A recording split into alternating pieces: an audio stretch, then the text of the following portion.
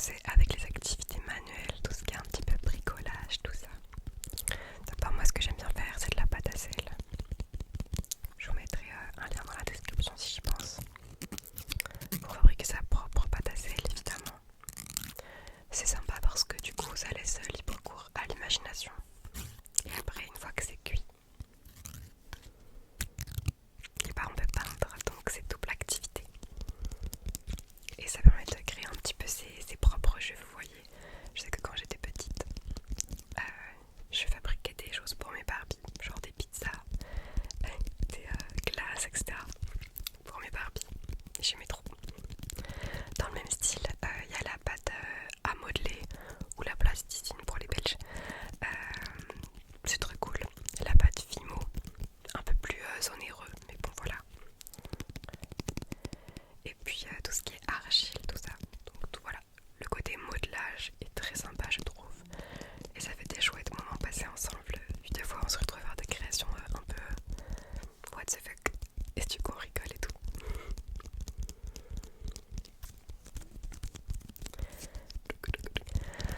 Ensuite, on peut évidemment dessiner, peindre, et pour ça il y a des techniques, il y a pas mal d'idées sur internet quand vous cherchez.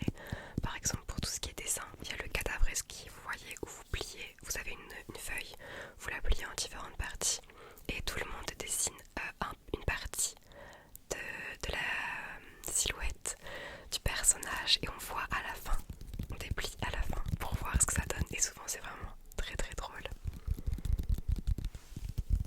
Ce qu'on peut faire du coup, c'est on en commence plusieurs en même temps et on les passe au fur et à mesure, comme ça tout le monde a quelque chose à faire. Pour la peinture, on peut faire une fresque par exemple ensemble, à afficher après.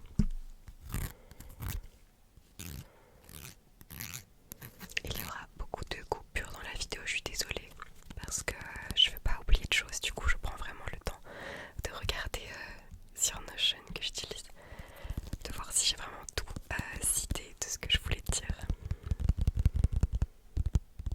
Pour ce qui est dessin, on peut aussi faire le petit jeu de dessiner le portrait de l'autre, donc chacun est un binôme et on dessine celui qui est en face de nous. Et à la fin on dévoile nos œuvres d'art.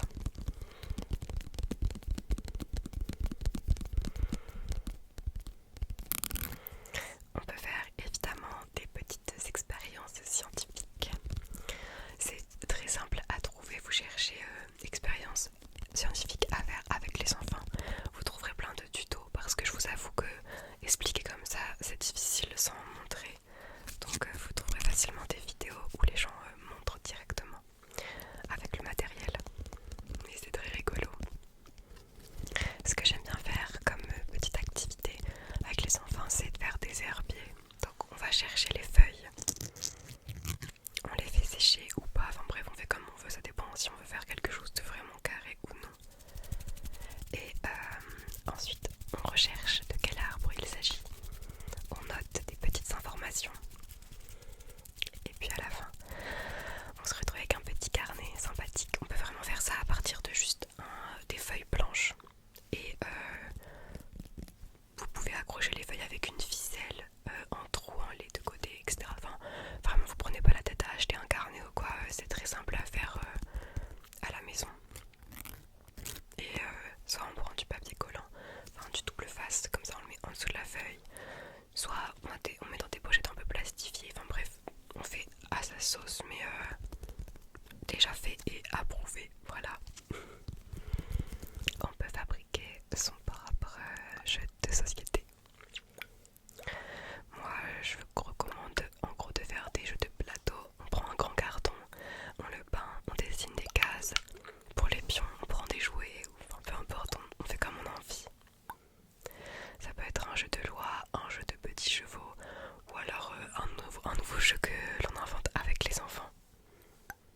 Ça dépend de leur imagination et de la vôtre. On peut même fabriquer des grands dés en papier, je sais pas si vous avez déjà vu, c'est pas très compliqué à faire. Et c'est rigolo d'avoir des grands dés. On peut aussi dans ce qui est un peu créativité, tout ça, faire une capsule temporelle.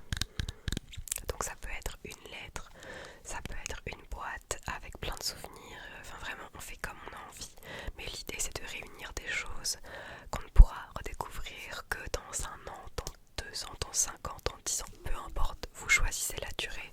Ce qui compte, c'est de pouvoir redonner cette capsule à l'enfant.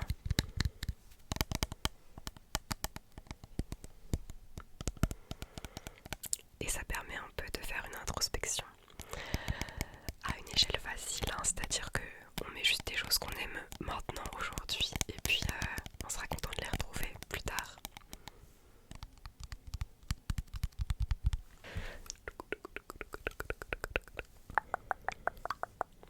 Évidemment, on peut faire de l'origami.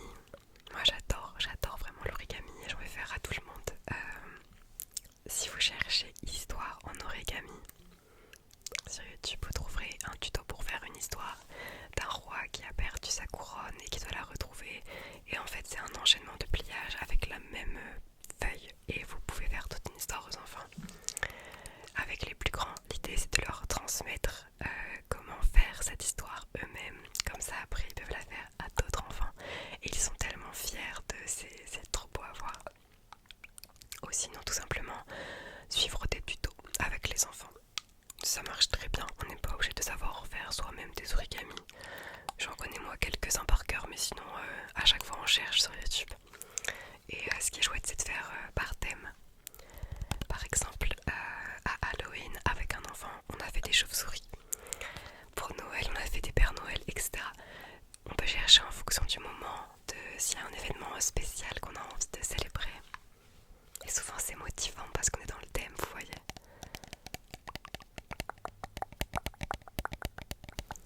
Ok, on passe maintenant à la partie sortie à l'extérieur. Donc ça peut être des sorties payantes ou gratuites.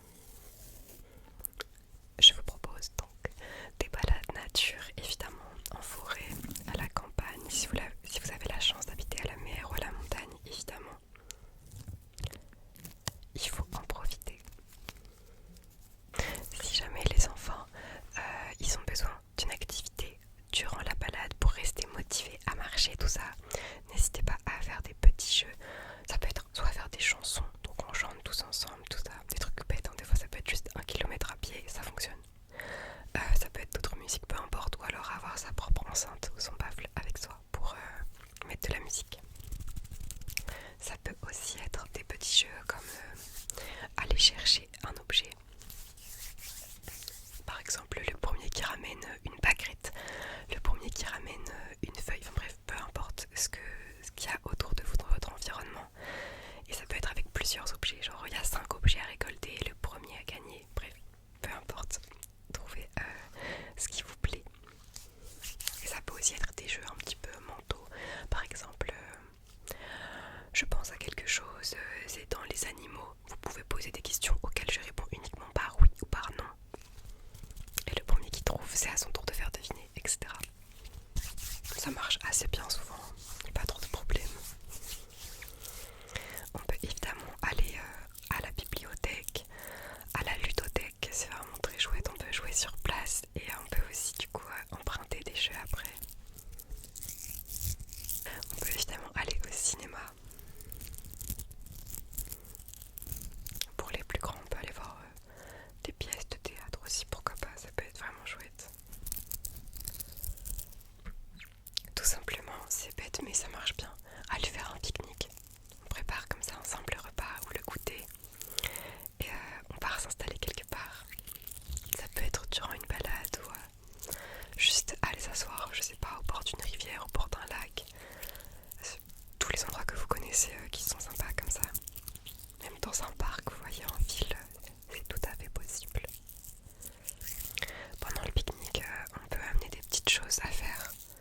Comme ça, on peut passer un bout d'après-midi dans l'herbe, tranquillement installé sur une couverture. On prend des petits jeux de société, on prend des perles pour faire des bracelets, des colliers.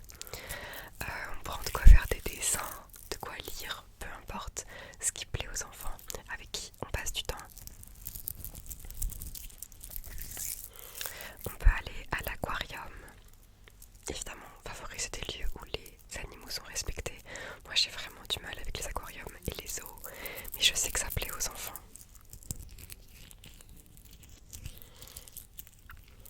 Le planétarium, c'est une valeur sûre aussi, je trouve. On est comme au cinéma, mais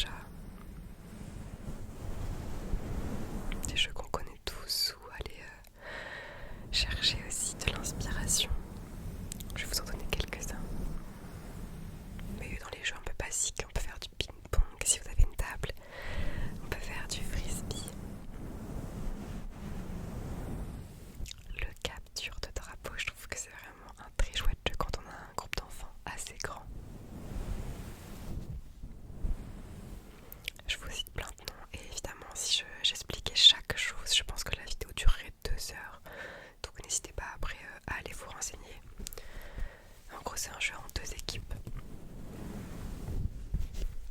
Et il faut réussir à récupérer le drapeau de l'autre équipe qu'ils ont caché. C'est vraiment trop bien. Dans la forêt, les amis, c'est dinguerie, vraiment dinguerie. On peut faire du jardinage. Sincèrement, ça paraît tout con, mais ça permet de faire découvrir aux enfants le contact avec la terre, le fait de planter des choses. C'est très valorisant, je trouve. Surtout quand après tu peux voir l'évolution de ce que tu as planté. Quand il fait beau et que c'est l'été et qu'il ne pleut pas, on peut proposer une nuit à la belle étoile. Très simple, on prend des bâches, des duvets, hop, petite lampe de poche, tout ça, et on regarde les étoiles. C'est trop bien, vraiment. Si en plus vous arrivez à être dans un moment où il y a une pluie d'étoiles filantes, c'est le jackpot. Et ouais, peut-être renseignez-vous un petit peu avant sur les constellations, comme ça vous pouvez leur montrer un peu. C'est trop bien. Il y a aussi le rallye patate, un classique. Alors, si vous ne connaissez pas, en gros c'est très simple. On part avec une patate.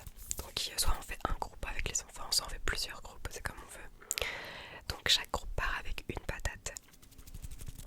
L'objectif c'est de récupérer le meilleur objet à la fin. Comment on fait? Eh bien on va toquer aux portes, on va chez les gens et on leur demande contre quoi ils pourraient échanger cette patate. Sauf qu'à chaque fois du coup on change d'objet. Donc imaginons qu'on commence avec une patate, peut-être qu'au coup d'après on va récupérer un stylo, etc. Et à chaque fois le but c'est de troquer notre nouvel objet contre un meilleur entre guillemets. Et des fois on peut tomber sur des choses absolument folles auxquelles on s'attend pas. Je sais qu'un groupe avait fini avec un canapé une fois. Il faut pas chercher à comprendre. Voilà, mais en tout cas c'est très rigolo. Et c'est vrai que quand il y a 2 équipes, du coup c'est un peu ce côté défi. Et ce qui est vraiment sympa, c'est de noter. Si vous êtes avec les enfants pendant qu'ils le font, vraiment noter tous les objets qui sont récupérés. Et à la fin on compare entre tout le monde, tout l'historique. Et ça veut dire que tout ça part d'une patate, c'est très rigolo quand même. Je vous ai cité le capture de drapeau, mais on peut évidemment faire d'autres jeux. Par exemple un cache-cache, ça marche à tous les coups. Ça peut être dans le noir si vous avez la possibilité de le faire et que vous n'êtes pas avec des enfants trop petits qui auraient peur. Sinon ça peut être aussi dehors. Il y a beaucoup de variantes, donc c'est chouette.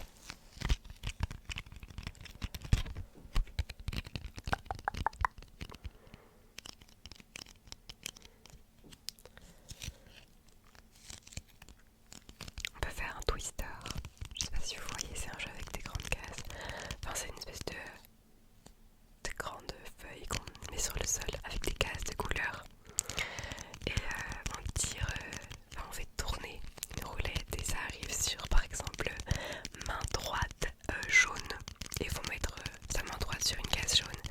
Sauf qu'on est plusieurs à jouer, du coup on s'en mêle un peu et tout ça, faut pas tomber. Enfin bref, c'est super rigolo. Et si vous en avez pas, franchement c'est pas très compliqué à créer soi-même. Et ça peut être 2 activités en une, donc créer le plateau et ensuite jouer. On peut faire une chasse au trésor ou alors une chasse aux objets, une chasse aux couleurs. Vous pouvez cacher des objets et celui qui a trouvé le plus d'objets parmi ceux qui étaient cachés a gagné. Chasse aux couleurs, donc on part tous du même endroit et par exemple je vais dire le premier qui ramène un objet, non, le dernier qui ramène un objet de couleur bleue est éliminé par exemple. En bref, vous arrangez comme ça vous plaît. Moi j'aime pas trop quand il y a des gens qui sont éliminés parce qu'après c'est un peu le bazar et ça peut créer une grosse frustration. Mais voilà, vous adaptez comme vous aimez. Mais avec les petits ça marche bien ça souvent.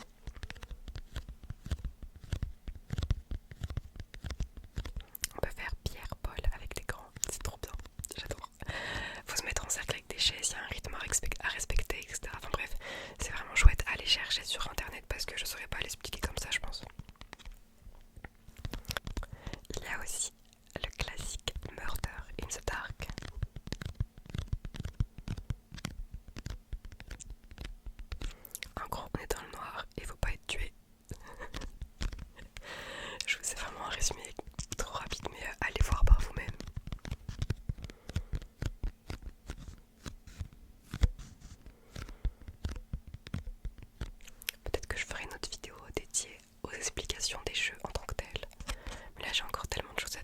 ça que je m'attarde pas trop sur chaque chose. Le jeu de trouve la règle ou jeu du psychologue, enfin voilà, on choisit le nom qu'on veut. En gros, c'est un jeu où une personne part du groupe, les autres décident d'une règle entre eux. Ça peut être une règle verbale, par exemple devoir toujours placer tel mot dans leur phrase. Ça peut être un mouvement, par exemple dès qu'on parle, on doit lever le pied droit, enfin bref, peu importe, on choisit. Et la personne qui revient doit deviner quelle est la règle, donc elle a 3 essais. Il faut qu'elle trouve la règle. On peut faire évidemment une chaise musicale. Une chaise musicale. Moi j'aime bien. Dans ce type de jeu aussi avec de la musique, il y a le chef d'orchestre. Donc tout le monde est en cercle, une personne part, quelqu'un est désigné. Chef d'orchestre, il doit faire un geste, par exemple taper dans ses mains comme ça, et changer souvent de geste, et tout le monde doit faire pareil que lui. La personne qui est partie doit deviner qui est le chef d'orchestre. Il y a plein de petits jeux de ce style-là. Vraiment, n'hésitez pas à aller vous renseigner parce que c'est... Il y en a une quantité assez incroyable pour plaire à tout le monde. Bien évidemment, on peut faire des jeux de société. C'est super cool. Moi, j'aime bien faire des châteaux de cartes aussi avec les enfants. Ou faire des caplas, des puzzles. Désolée, c'est un peu un bric-à-brac tout ce que je vous raconte. Mais j'espère que vous réussissez à garder des idées en tête malgré le bazar que c'est dans ma tête. Je ne sais pas si vous connaissez la grille déguisée. En gros, c'est un jeu... comment vous expliquer ça? Les adultes sont à une table en face. Donc imaginez, je suis à la table. Oups. Donc en face de moi, il y a le couloir. Au bout du couloir, il faut qu'il y ait 2 parties comme ça, genre qui sont cachées par des murs. Il y a 2 équipes de chaque côté du mur, donc ils sont cachés. Moi, je les vois pas. Eux, ils sont pleins de déguisements. Et en fait, ils ont aussi une feuille. Ils ont une feuille qui est vide avec des cases à compléter. Et attendez, je vais vous montrer un exemple. Enfin, c'est pas un vrai exemple, mais imaginons que la feuille c'est un truc comme ça. Il y a beaucoup moins de cases. Là, c'est juste des tampons parce que j'avais que ça sous la main. Du coup, par exemple, ils ont ces pictogrammes, hop, comme ça. Sauf que eux, c'est vide. Il n'y a pas ça dedans. Devant moi, j'ai la feuille avec tous les vrais pictogrammes qui est retournée. Je leur montrerai que s'ils arrivent jusqu'à moi déguisés sans que je les reconnaisse.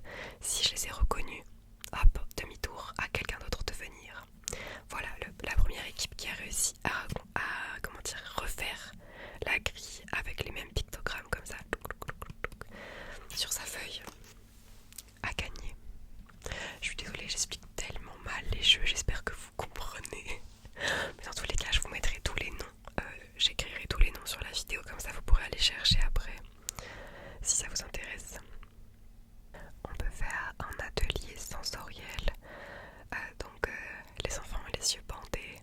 Et en gros l'idée c'est de stimuler tous les sens, que ce soit l'ouïe, la vue, le goût, l'odorat, etc. Et donc l'équipe ou la personne qui reconnaîtra le plus de choses grâce à ses sens aura gagné. Donc ça peut être par exemple faire toucher des textures et leur faire deviner ce que c'est. Ça peut être leur faire sentir des odeurs, deviner encore une fois. La vue c'est difficile de la tester en vrai comme ça. Mais plus du coup au goût. Voilà, faire goûter des choses et deviner. C'est très drôle franchement. Dans les autres activités possibles qui sont assez simples, regarder un film. Regarder un film ensemble avec des pop-corn. C'est une valeur sûre pour passer une bonne soirée ensemble et après faire un petit débrief du film, tout ça. Dans la même idée, c'est les soirées pyjama. Quand je parle pas du coup des centres de loisirs, mais voilà, si on est en colonie de vacances, si on est dans une famille, etc., en babysitting, on peut créer une atmosphère de soirée pyjama en construisant une petite cabane avec des couvertures, en regardant un film, etc. Bref, à votre guise, mais c'est facile à faire et ça fait des souvenirs géniaux après. On peut faire des petites impros de théâtre, donc je sais pas, on pioche des personnages et il faut improviser une scène. Souvent les enfants ils sont réussir ça. Mais eux, tu leur donnes un personnage, un déguisement, ils te font une pièce de théâtre d'1 heure en impro total, c'est incroyable. Évidemment c'est adapté en fonction des enfants qu'il y a, parce que des fois il y en a qui sont très timides et que ça met en difficulté. Il faut vraiment éviter de mettre des enfants en difficulté devant d'autres enfants, c'est horrible. Très simple encore une fois, mais les karaokés, les blind tests, les n'oubliez pas les paroles, tout ça, tu peux te faire une soirée de 2 heures avec ça. Tu peux te faire une activité très longue à juste chanter, deviner les paroles, tout ça, puis ça met l'ambiance, bref, tu passes une bonne soirée globalement. Ça c'est un peu moins facile à faire, mais c'est pas impossible, c'est de faire du stop motion, donc de créer un dessin animé avec des jouets par exemple. Donc les enfants vont les replacer, tatana. Il y en a un qui tient l'épée, puis après il attaque l'autre, etc. Il faut prendre beaucoup d'images, donc il faut prendre beaucoup de photos. Et à la fin on fait un film avec les photos. Et ça crée une petite histoire. C'est sympa. Ça change un petit peu aussi. On peut faire des jeux d'adresse et d'équilibre. Donc ça va être par exemple avoir une cuillère dans la bouche et faire tenir un œuf sur un parcours. C'est vraiment, vous faites comme vous voulez. Ça peut être des courses, des relais avec plein de petits défis. Là il faut sauter, là il faut pas toucher le sol, là t'as les yeux bandés, enfin bref. Ou alors par exemple te faire guider par quelqu'un d'autre. Toi t'as les yeux bandés, il faut arriver à un point précis. Et c'est une course entre 2 personnes. Mais voilà, comme ça t'es guidé par ton copain. Et c'est beaucoup plus fun que tout seul. Quand on est en centre de loisirs ou en colonie de vacances, on peut créer un peu la choré ou la musique de la colo du centre. Donc voilà, soit on prend une musique qui existe déjà et on rechange les paroles. J'ai fait ça une fois, ça marchait bien. Ou alors on fait la choré sur une musique qu'on aime bien. Donc les enfants peuvent proposer des mouvements, puis à la fin les animes ils font un petit mix de tout ça et ils proposent la choré. Et tous les jours on fait la choré quand c'est je sais pas, l'heure du goûter par exemple. C'est un bon moyen de faire une cohésion de groupe, je trouve. Autre idée, le théâtre d'ombre. Donc là on voit un peu, il y a mon ombre comme ça. Il suffit de mettre une petite lampe comme ça et puis après on apprend des mouvements. Moi je sais plus du tout comment on fait parce que ça fait trop longtemps. Mais je sais qu'il y a des trucs. Attendez, je suis un peu maladroite. Mais pour faire par exemple un loup, bref, je le fais extrêmement mal. Je sais qu'il y a le papillon comme ça aussi. Bref, il y a beaucoup de choses à faire. Je ne suis pas l'experte de ça. Donc ça c'est la partie vraiment avec les mains. Mais le théâtre d'ombre en tant que tel, c'est le fait par exemple de créer des petits personnages noirs qui vont être prises. Enfin, on peut créer notre propre théâtre en bois ou en carton, peu importe, on fait comme on veut. On crée des petits personnages comme ça avec des petits bâtonnets pour les tenir. Et on crée une histoire, donc les personnes parlent et il y a une lampe qui vient comme ça. Et ça marche trop bien. Pareil, allez voir des vidéos qui expliquent beaucoup mieux que ça. Moi je vous donne juste des activités. Pour ce qui est de l'explication, pardonnez-moi, je suis vraiment pas la bonne personne.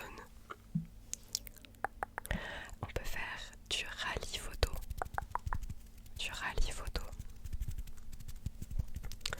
Donc le rallye photo c'est très simple. En gros c'est un peu une chasse au trésor, mais avec des photos. Donc il faut aller à un point pour prendre une photo. À cet endroit là tu vas trouver un indice qui t'emmène prendre la prochaine photo, etc. Et à la fin bah, tu trouves le trésor un petit peu.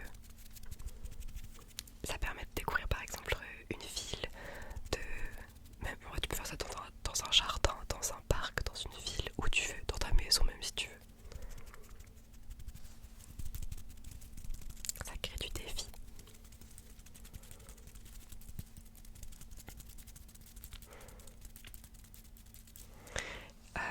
Voilà. Et ensuite, le light painting. Personnellement, quand j'avais essayé avec les enfants, c'était pas fameux. Mais